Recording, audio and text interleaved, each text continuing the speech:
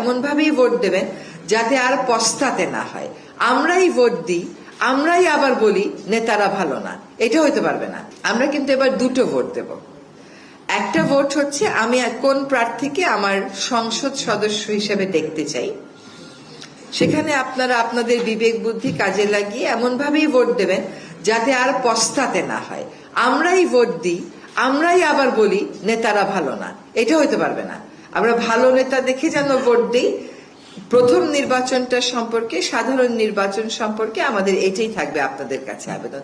দ্বিতীয়, ওই একই দিনে যে দ্বিতীয় ভোটটা দেবেন সেটা হচ্ছে গণভোট। এটা হচ্ছে বাংলাদেশের ক্ষমতার যে ভারটা আছে সেই ভারটাকে শাসক গোষ্ঠীর থেকে জনগণের দিকে বাঁক খাওয়ানোর একটা সিদ্ধান্তের সময়। এই গণভোটে অবশ্যই সকলে অংশ নেবেন এবং যদি সত্যি সংস্কার চান তাহলে উত্তরটা আমাদেরকে হ্যাঁ বলতে হবে।